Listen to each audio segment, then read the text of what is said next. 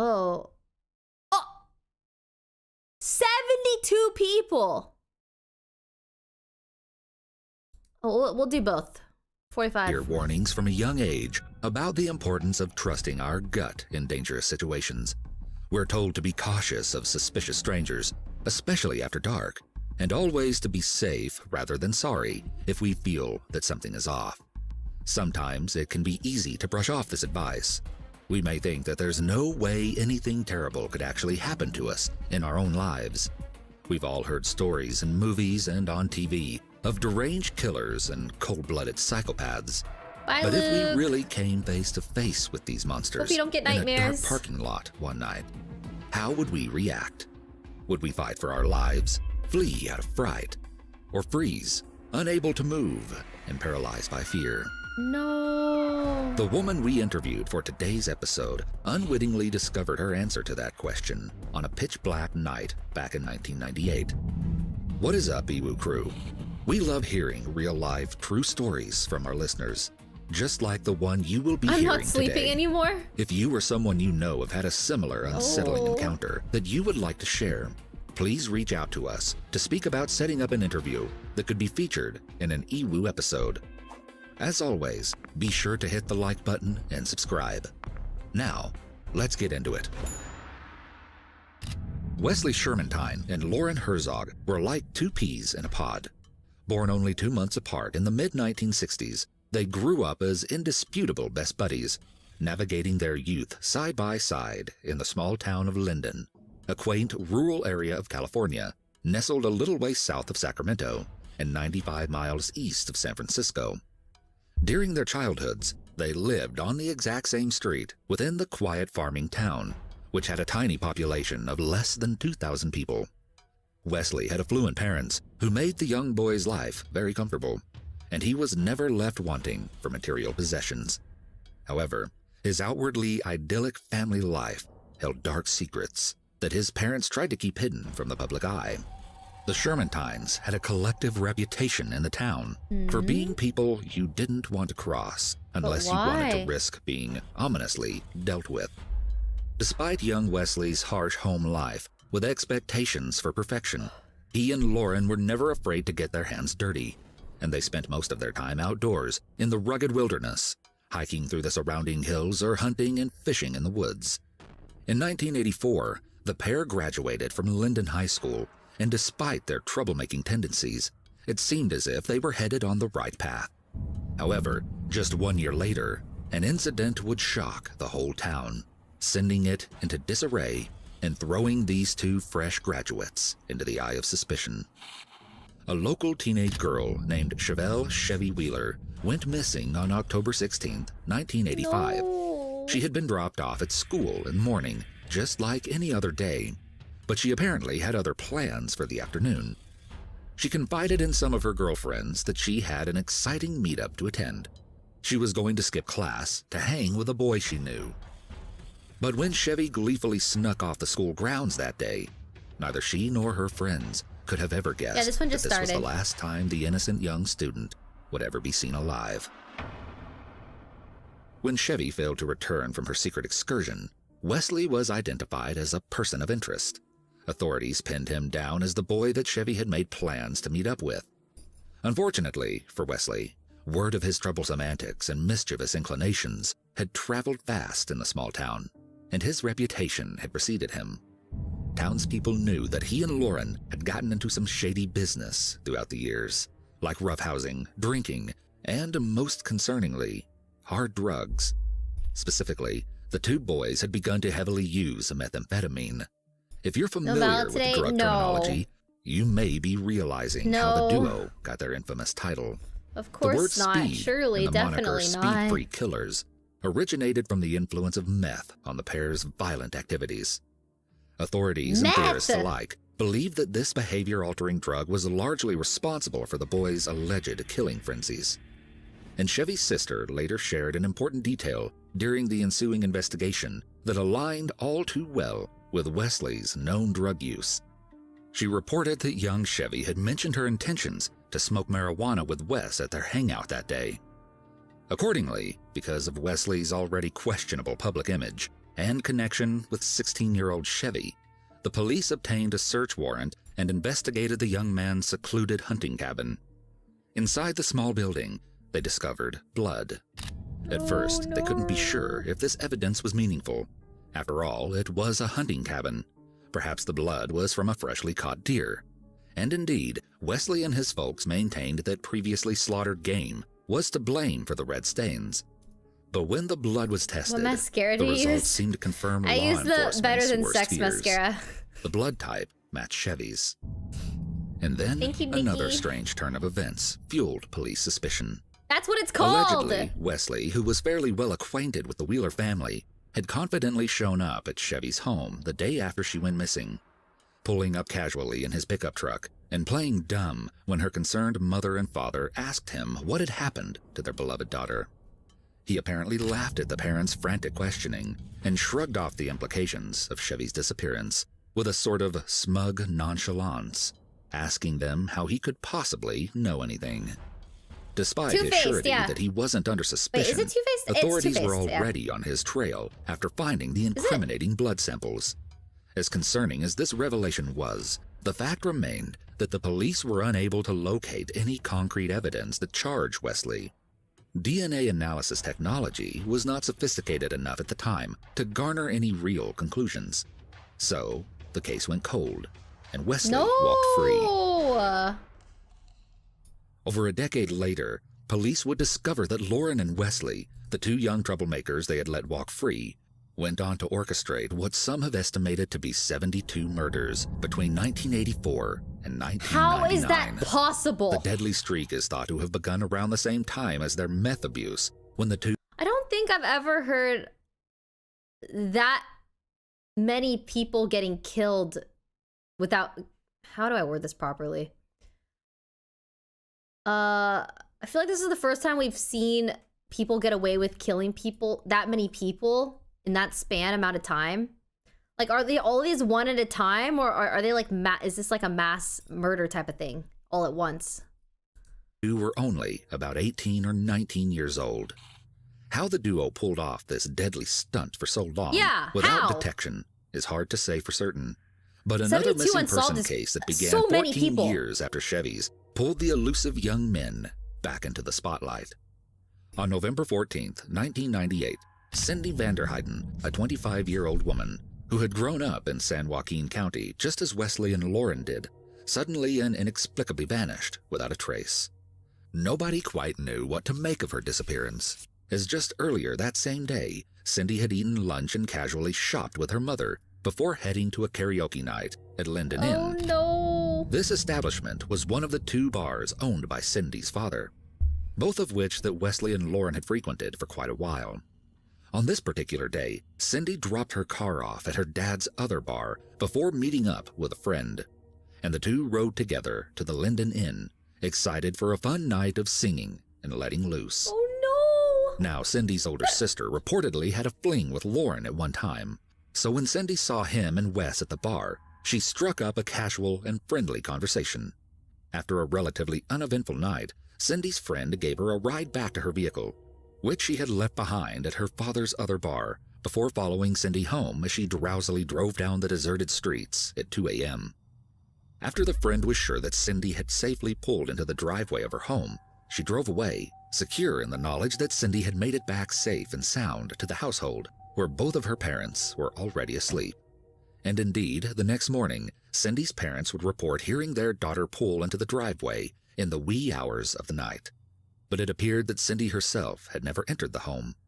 In the morning, she was nowhere to be seen, and while her mother grew increasingly nervous, her father decided to call up Cindy's workplace and see if she had somehow managed to wake up, get ready, and depart for her shift without either parent knowing. This seemed like the more obvious solution, but unfortunately, Cindy's parents' misgivings were confirmed when they were shockingly told that Cindy had never shown up for work. Her father immediately began driving around town in a panic, searching for any possible signs of his missing daughter.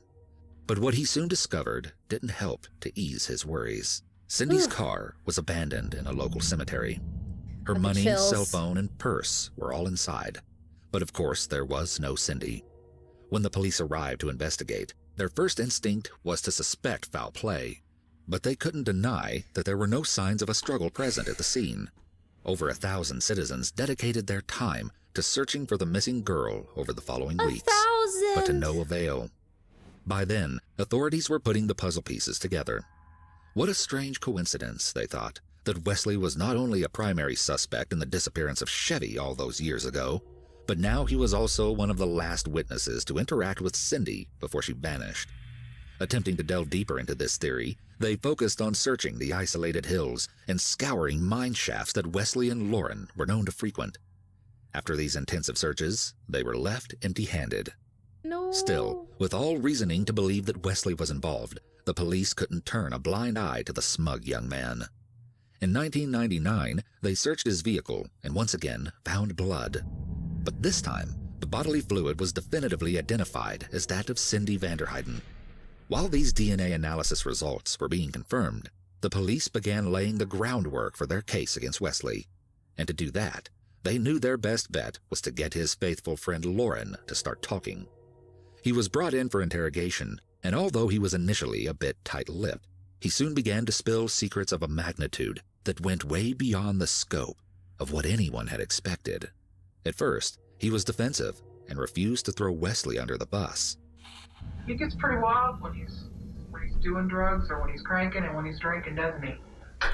Nah, Dream Owl. What do you mean, Ray? I'm actually him, remember? What is this? Is this like some weird venom what are you saying? I'm about to permanently ban you if you don't explain yourself right now. What does that mean? Is this like, what is this? Remember what? You're always here, you've been a long time sub, you give subs, explain. You're not gonna do this? The fuck? No, is this some weird like parasocial thing where you like think that we have like some weird real life interaction that hasn't happened? Explain. Or permaban. And I have a huge crush on you? Okay, yeah, fucking bye. Please never, ever, ever come back ever again. And there's definitely no refunds on all those gifted subs.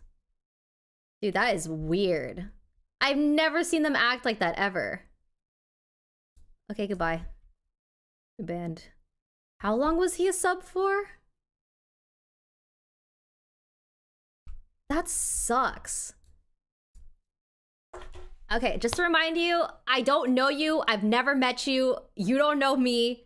Everything that you've made up in your head isn't real, okay? You're permabanned. Don't come back. Thank you. Goodbye.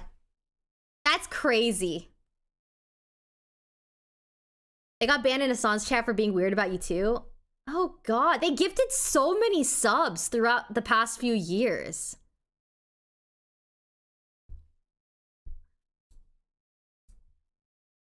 But I've never seen them type like that before.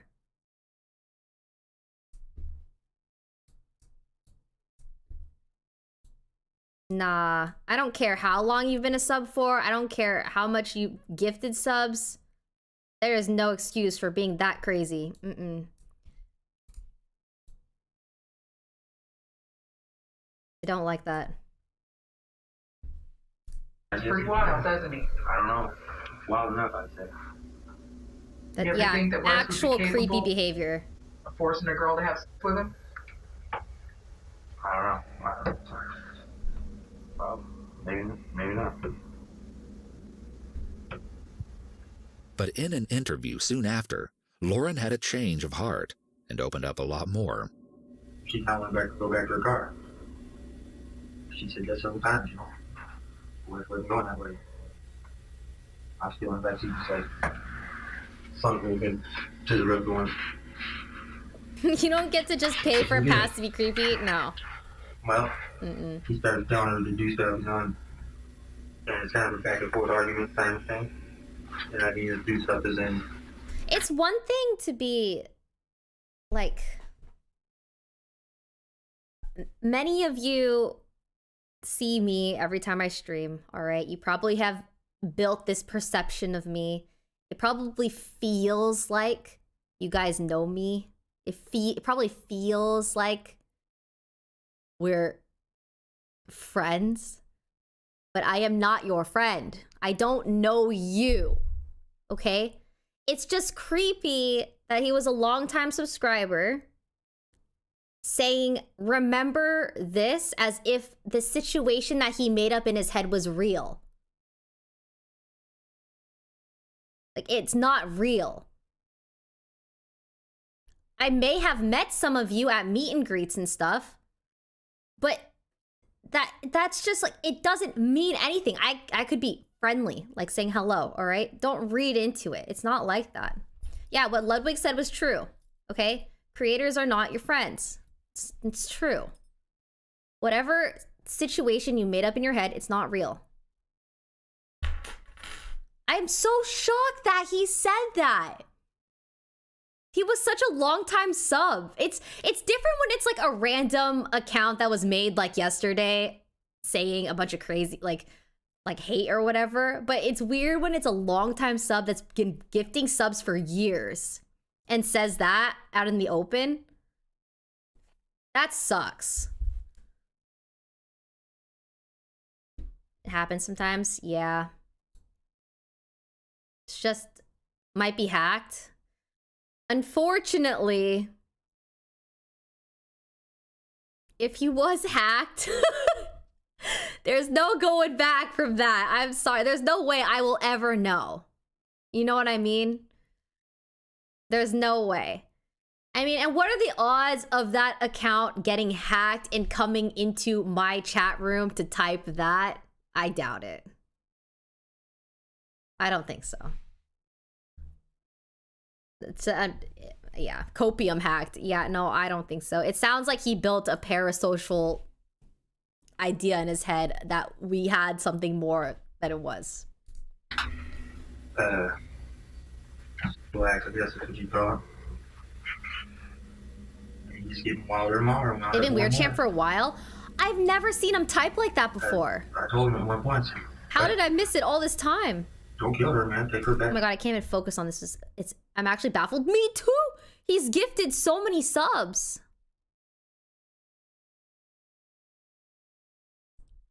Crazy. I definitely remember timing them out. Oh no. Mood ruined. This is just, I hope this is an example to everybody. All right, this is the dangers of the internet. And like, you have to remember, people online, like content creators, just here to help you pass the time, entertainment, okay? Maybe distract you from whatever's going on in real life, right? But it's nothing more than that, you know? It's, you know, we don't owe you anything. You don't owe us anything. We're not making you pay. We're not making you watch. We're not making you stay here. It's just often, that's why I often disconnect. Yeah, it's nothing. Don't make it any more than that. But I appreciate the fan accounts that like are very supportive in a positive way, where like they still like are living life, but like be a healthy support. You know what I mean? Where it's not like your whole life and you pretending like you know the person and that you know what's best for them, and you know, you're doing whatever you can to just like, you know, not like that. Support from a distance. Yeah, you know, you can still appreciate someone for helping you get through something. Like, for example, I remember back in the day when I was super depressed, I used to watch PewDiePie videos all the time. I used to, like every day after school, I would just like play video games and I'd have like a PewDiePie video playing on the side, or I would watch it while I ate. And it helped me get through what I was going through. It made me feel like I wasn't alone. It helped me. This is just an example, but you know, I will always like appreciate that time, because it like, you know, and like his efforts of uploading content and stuff, it helped me get through what I went through. And I know that I do that for others as well. But, you know, I'm not gonna like pretend or make up a scenario that like he's my best friend and I know him to his core because I've seen his content. There has to be a healthy barrier, you know?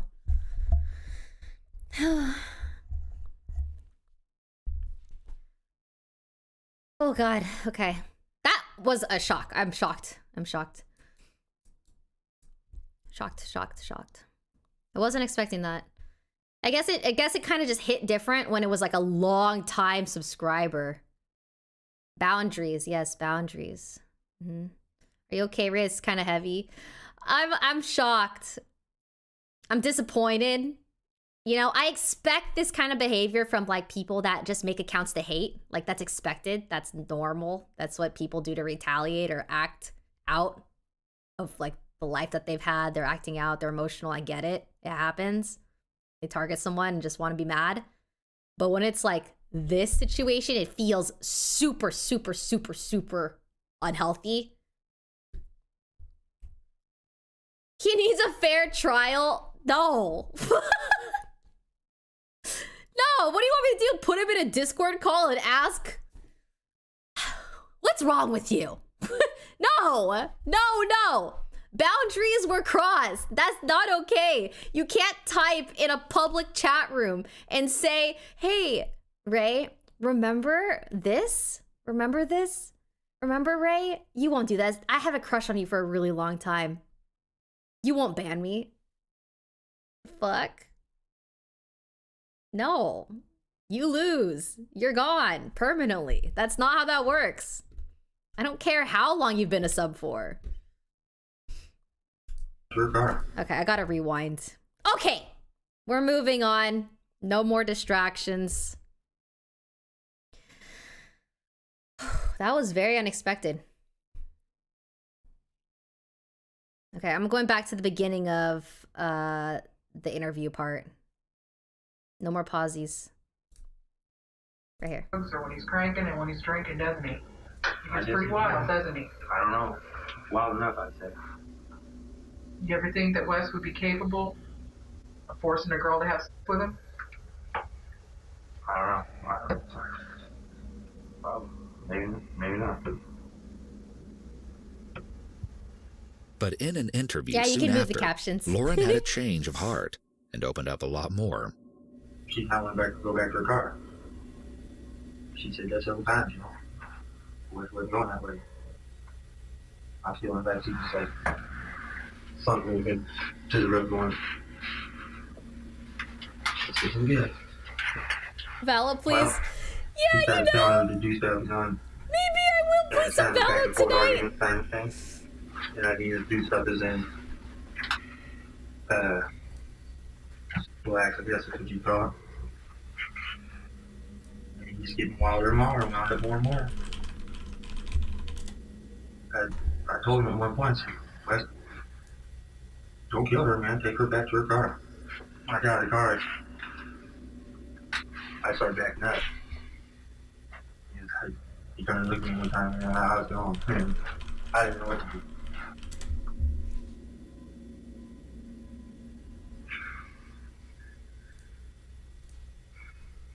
Well, His speech is hard to decipher in this dated footage, but he seems to describe something about Wes holding down the victim.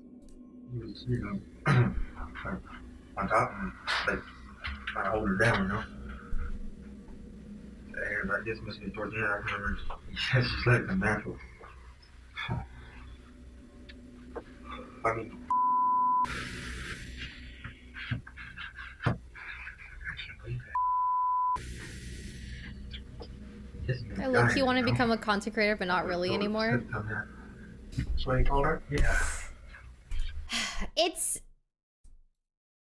There are really high highs and really low lows. There are incredible pros and cons to this industry. Not only is it incredibly difficult, volatile, oversaturated, and inconsistent, grindy, mentally exhausting, physically exhausting because you're just sitting all the time doing the same thing every day. There's no breaks. You have to grind, especially in the beginning.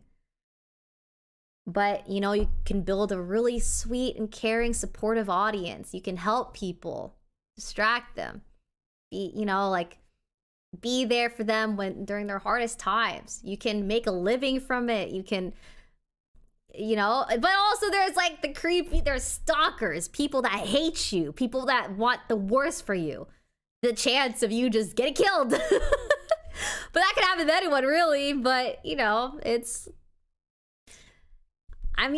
industry changed my life forever. I got very lucky with the situations that I've been put into. Very lucky with the timing of things, like with Fortnite, Among Us. I was able to fully support my mother because of this. I've been lucky. I've been fortunate in this industry. But, you know, obviously, I've been dealing with people that hate my guts for years. This isn't my first time having stalkers. It's been happening for 8 years now. I've been dealing with it for a very long time. And it happens to everyone. And it's just like one of those negative things that you just have to deal with. Literally, yeah, even people that aren't creators have stalkers. There are people that are not in this industry that have stalkers. It's just something that is unlucky to happen to you. If it happens, it's gonna happen. You just have to be cautious and careful. Like, be careful with like what you share. I do be oversharing, it's true.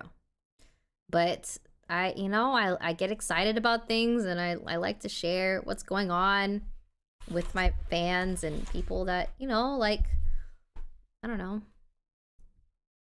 Entertainment industry, even athletes. Yes, I mean, sports is entertainment too. Very much so. The entertainment industry is it's a spectrum of everything, like sports, drama, television, TVs, actors, musicians, artists, entertaining, everything. It's all there. YouTubers, TikTokers, even people do Instagram full time.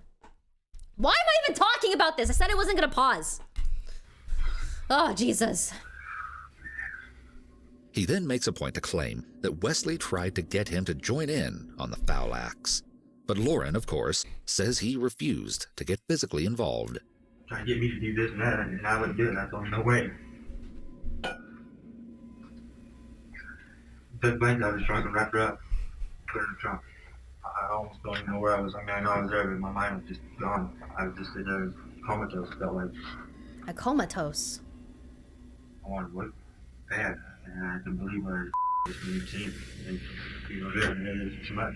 The interrogator asks Lauren if this new story is the truth, since it directly conflicts with what he had told them earlier about Wes's innocence. Lauren nods that, yes, this story is an accurate retelling of what really... Okay. So, someone asked, so did you message anyone about playing Valo? I did, but Wendy says she'll let me know if they need a fill. So I'm not actually playing Valo. I'm available if they need a fill, all right? So if they need me, I'll be there, okay? That's all. It happened that night with Cindy. But until then, we're watching in yet videos. Another interrogation session, Lauren shares the sad details of Cindy's last moments. He also says Wesley boastfully asserted that he would not be I'm going on to call. prison. She tried to bargain with me more or less. Kind of a, please let me go, and I know. I don't know if it was trying to talk, but maybe she just said calm down, just trying to talk to him. I don't know if she was trying to calm him down or not. What was his reaction? I guess it wasn't trying to calm him down. It was. And then she started screaming again. She was talking calm though for a minute. Then she started screaming again. When he said, "So what's the story?" What did you tell him? I don't think I gave him a reply. I don't remember giving him a reply. When he asked you, or he told you, "I'm not going to prison," did he just say that, or did you ask him, "Well, why'd you kill her?" I guess he. Why is the camera so shaky? It's like an earthquake. I didn't ask him that. He said it. He just said it. I'm not going to prison. I told him. My reply, I think, was to his that you don't want to see me for a while. I wish I didn't turn the clocks back. I said I wish I didn't turn the clocks back first. Lauren goes on to confirm his accusations that Wesley was behind it all. The assault, the murder, everything. He makes a show of claiming to be scared of his accomplice and says that he feels ashamed that he didn't do more to help Cindy. Right. If he could turn back time, he says he would have tried to find a better way to assist and maybe even save the helpless victim. I'm sure. Wes Sherman time? Yep. You're scared of Wes Sherman time, but he's your friend. Like I said, we've been friends for a long time. That's why I got so scared. Because it's just so that's the way he is, the way he turned, you know, he ain't same person no more. That's what was my friend. Are you scared because he's unpredictable? Right, What right. else were you scared of? Main thing. What was the other one? I was more ashamed and scared the other way. Ashamed of what? Being scared the other way. The security kept At one time shaking you in had its mentioned- boots. Being ashamed of what, Lauren? I thought react only today. I am only reacting. Do nothing for what? For now. Be able to stop it? Yeah. I've been. You had to do it all over again, would you have stopped it? I'm trying to figure out a better way. I'm trying. The officers warned Lauren that Wes had already made incriminating statements, confessing that the duo in question had already hunted everything, including the ultimate game. Wes is making comments about you. Yeah. Things such as, you know, Lauren and I have hunted just about everything, including the ultimate game. You know what that ultimate game is. There is no ultimate game for him. He's implicating you. What I foresee here is that when we haul Wes in here, he's going to pin it on you. It is clear to see the trust and loyalty Lauren once had for Wes was dissipating as the interrogators carefully selected their words to drive a wedge between the friends. And just as planned, Lauren would go on to reveal a slew of crimes he said Wesley had committed outside of the Cindy case. Lauren first explained that the previously unsolved death of a hunter from Utah in 1994 had been Wesley's doing. According to Lauren's tale, Wesley had deliberately shot the man dead for no apparent reason after crossing paths with him. Why? Lauren continued to spout his surprising confessions.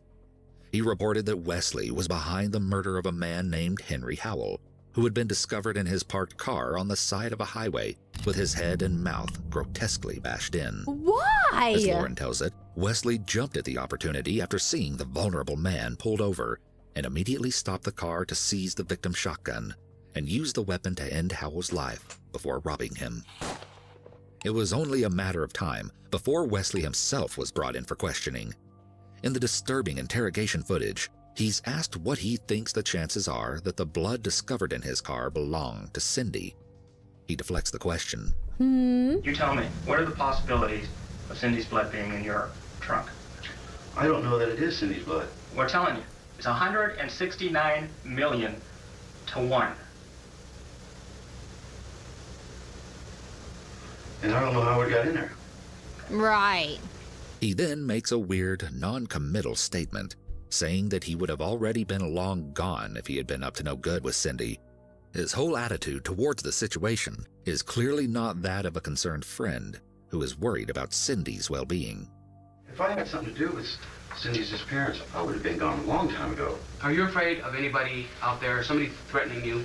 No? The annoyance is evident in his facial expressions and tone of voice as he recounts the night at the karaoke bar with Lauren. He says they talked with Cindy, but left the bar when it shut down for the night. He's asked what he thinks about the possibility of Lauren's involvement in the case. Lauren might be responsible for Cindy's blood in your trunk? I didn't say that. Okay, I don't know. I thought that's where you were going. I can't blame no one because I don't know. Right. Is there somebody else involved that night? The fact is, Wes, I wish I'd never stopped that bar that night. No, you're not the only one. So do we. Could be here right now. I'm sure. Cindy did. Title is The Best Friends Who Became Serial Killers, and they've killed over 70 people. Everybody else. the scenario is this.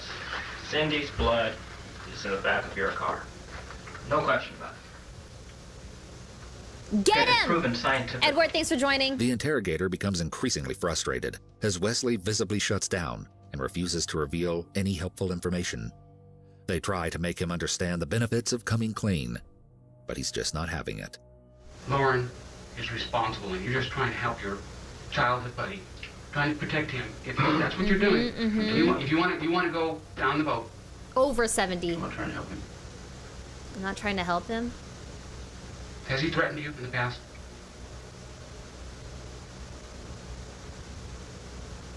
Hmm? Lauren's hurt a lot of people. Well, has he threatened you? Yeah, he's pulled a gun on me before, too. If there's something that happened that night, you have to tell us now. Yeah. It's as simple as that. We can't make it any simpler for you. If you lied in the past, I don't care about the lies. I want the truth Me too. of what happened that night. There's blood in your car. There's a simple explanation. He knows it. I know it. It's there. Yeah. Take the opportunity. Oh, Lord, crazy. Okay. Wow. But it wasn't long before Wesley began to shift the blame completely onto his accomplice, as Lauren had done to him. Their hesitation and unwillingness to speak in initial interviews completely vanished, and the duo continued to turn on one another as the investigation continued. At one time, the two lifelong friends had been roommates who enjoyed each other's company in a small apartment. Now, watching the interviews, Thank you, Zombie you Queen, cannot for tell joining. that the two had ever felt anything resembling trust or friendship in one another. They became something more like archenemies, taking every opportunity they could to blame their partner and pin all their horrible deeds on the other person. Both were charged with Cindy's murder, along with two others from the 80s. At this point, Oh. all inhibition on Lauren's part was gone, and he went into excruciating details to explain the horrors that Wesley had inflicted upon Cindy. According to him, Wesley drove the trio to an isolated spot after Cat, they had stop all being smoked funny. meth together in the cemetery, and he proceeded to assault the unsuspecting young woman before taking a knife to her throat. Apparently, they had all agreed to meet up that night for drugs, but Cindy had no idea the dangerous situation she was condemning herself to when she agreed to get into Wesley's car. No! Lauren confessed that Cindy had begged him to help her throughout the assault, calling him Slim, an old nickname she had given him. But rather than try to assist the desperate girl in any way, he chose to remain unresponsive, watching from the car as Wesley committed atrocious crimes against Cindy and then ended her life. After their 1999 arrest, the Speed Freak killers faced their trials in 2001. Wesley went first, and after an unsuccessful attempt to deny his involvement and place all the blame onto Lauren, he was found guilty of murder on 4 accounts. But even in this hopeless situation, Wesley still managed to maintain his arrogant and sinister disposition, Wow. refusing to reveal the location of his victims' bodies unless he was rewarded with the advertised $20,000 prize money. This request was unsurprisingly denied. At first, we wondered what use Wesley would even have for that sum of I money in jail. know. What? But apparently, his plan was to pass it down to his sons. Regardless, his sick little scheme didn't work out, and he even denied an opportunity to avoid Do they? What if you're being interrogated? Do they lie and say that they'll like fulfill a money amount or a promise for information? Like this, they fulfill. Stop. They do lie and be like, okay, we'll give you $50,000 if you tell us the truth. You can lie about anything. Fulfill. with the death penalty in exchange for the body location information. He really was stubborn through and through, even in the face of certain death. Lauren was given a bit more of a lenient sentence. It seems that the court viewed him as the accomplice to Wesley's criminal masterminding. He was sentenced to 78 years in prison. But even though the law may have taken a little pity on Wesley's partner, they made a decision that is almost incomprehensible in its foolishness. Following an appeal in 2004, Lauren's convictions were overruled. The argument was made that he had been coerced into revealing implicating information against his will, and that he had not received proper and fair treatment during the interrogation process. He was paroled in 2010, but due to an uproar of public disapproval over the court's decision to free Lauren, especially from the victim's family members, no California county wanted to take him. In response, Lauren was made to live in a trailer near the prison. This living arrangement sought to please the concerned public, who, for good reason, didn't want the convicted killer roaming free. But his carefree life of liberty didn't last for long. The speed-free killers had long since dropped any illusions of support or camaraderie between them, and Wesley was not happy to hear how easy his partner had gotten out of his sentence That sounds when so he good himself right now. was landed the death penalty. In the true fashion of a vindictive soul seeking revenge at any cost, Wesley decided to take an eye for an eye and reveal all to authorities. This meant he promised to create detailed maps to lead law enforcement straight to where the bodies were buried, a move that spelled disaster for Lauren, who was just beginning to feel like he had gotten away with his crimes scotch-free. Yum, yum. I'm hungry now. Lauren had always maintained his own innocence and pushed all the responsibility onto Wesley. But clearly, he had an inkling that whatever was to be found along with the bodies would prove disastrous for him. Immediately after it was announced that a bounty hunter by the name of Leonard Padilla had bribed Wesley into releasing the secret locations and information about the victims' bodies in exchange for a payment of over $30,000, Lauren was found dead in his trailer. It was January of 2012, What? and he had taken his own life by hanging himself. A ghastly scene reported to the police by an anonymous caller. And this unceremonious death brings us to our interview with the one woman who may have managed to escape the deadly clutches of the speed-free killers. As per her wishes, we will be keeping her name and identity anonymous. We want first to emphasize that, as she herself acknowledges, there is no way to be sure if the men she crossed paths with were in fact the speed-free killers, or just another pair of sketchy guys with an uncanny resemblance to the famous duo. However, the time and place she described line up almost too perfectly with the speed-free killer's recorded active period. Although it's almost impossible to confirm her story with complete certainty, if it was actually the two serial killers she came across that night, then that would make her the one and only woman ever to escape the deadly duo. With the devastation that the two men left in their wake, she's glad to have not stuck around to confirm their identities that night. She shared with us her reason for coming forward so long after the alarming night in 1998.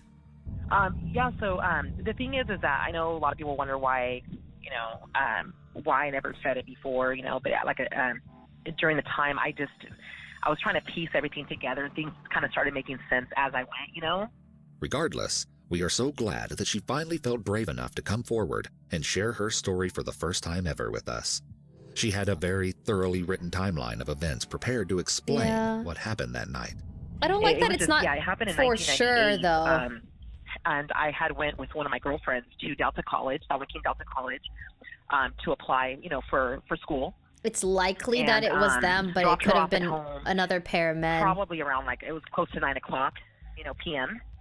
And I had recently I joined a gym, and so I forgot I had to make a payment. So I was, oh man, I need to deposit some money towards my membership. So the bank is right across the street from where my girlfriend lived at, and it's a B of A, Bank of America. It's on 700 Kettleman Lane, West Kettleman Lane. And so anyhow, I was there. It's hard to prove, yes. In my car, and I got regardless, out, still an awful situation. You had to get out to get the envelopes, to make your deposit. So that's what I did. I got out, got my envelope, sat back in the car, and then my instinct told me to lock my doors because I had a Monte Carlo 2-door back in the day, and then I locked my doors, and then I want to say as I'm writing my my deposit slip. I want to say maybe 5-10 minutes after that, here comes the car screeching, robbery, I'm sure. Okay, I'm gonna skip the interview part. I'm gonna skip the interview part. What is up, Iwu crew? What is up, Iwu crew? I believe her too. No, I don't doubt her situation. It's just we don't know if it was actually that pair of dudes or a different pair of dudes. But I do think obviously her situation's about. It's just I don't like when it's only text. Like, I like when there's at least some visual, because it was kind of like the video was quite lengthy.